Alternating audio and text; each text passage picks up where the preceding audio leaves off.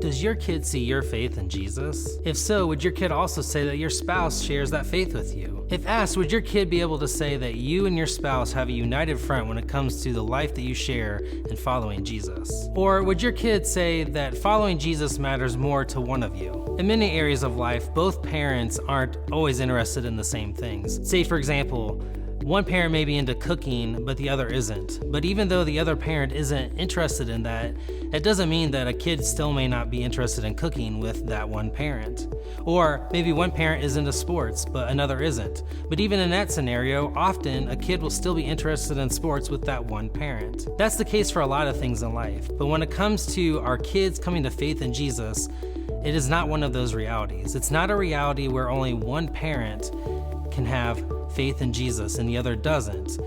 In that scenario, at best, a kid ends up having a 50-50 chance of seeing the importance of following Jesus. Sean McDowell is a popular writer and speaker, and he interviewed Christian Smith, a sociologist, about how families pass down faith from generation to generation. Let's take a look at his data. Now, we talk about parents. I thought it was fascinating that you discussed differences in the roles and responsibility and potentially the influence of the father and mother. What did this research reveal in that regard?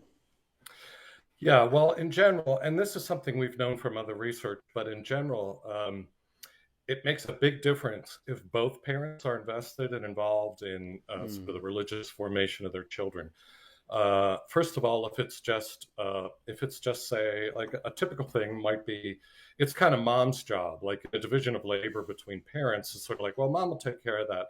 And then if dad checks out or focuses on other things, that's not nearly as effective as if mom and dad are together, like almost like a united front, like working on this together, have a similar approach, aren't at odds with each other about what they're trying to do. That presents children a much more coherent family, all integrated. We're all in on this. This is who we are. This is what we're going to do. If it's just the mom, that tends to evoke an old Victorian model of, the females are in charge of the hearth and the home and morality, and the men go out into the hard, dark world and bring home the bacon. That kind of strong division of labor. And so if it's just the mom in charge of religion, what that signals to children, maybe especially to boys, is, well, they're just doing the standard cultural thing. And this is just about morality or ethics. And dad isn't really into this so much. And that really communicates, okay, I'll do this to learn my basic morality. But then when it's done, especially if I'm a guy, I'll go on and do other things.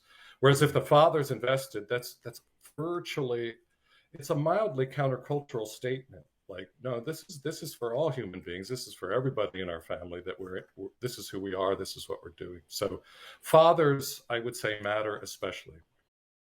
It's common for a mom and a dad to divvy up responsibilities around a home, but guiding a young person to faith in Jesus is not one of those responsibilities that can be divvied up. This could apply to some moms, but more likely dads are prone to leaving the moral guidance of their children to their spouse and thinking, well, it's something they can do and I don't have to be as involved in that. Is the spirituality of your home experienced by both you and your spouse?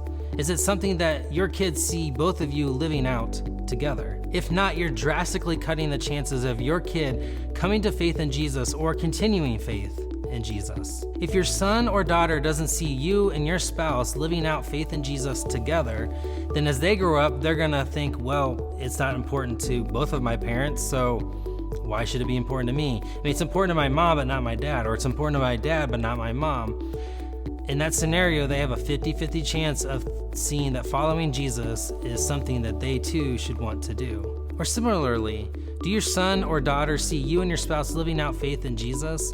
If not, as they get older and of age, when they begin to look for a spouse, they may think, well, it's not important for my mom or my dad that the person they married was a believer, so why should it be important to me?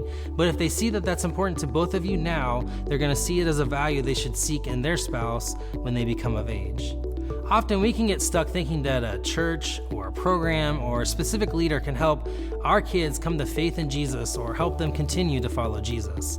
And while all those things are important and good, they are not nearly as important as having both parents in the home following Jesus together.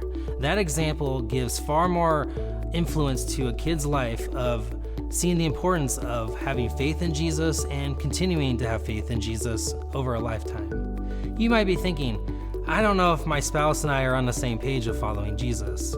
As a follow-up to this, what is one thing you could start doing to start having a discussion with your spouse about how you could be more on the same page about following Jesus? What kind of action plan could you come up with where you're at least checking in with each other to make sure that you're both pointing your kids to Jesus and that it's not falling on just one of you? In follow-up videos, we're going to look at what this looks like from a single parent's perspective. We're also going to look at why this responsibility falls on parents.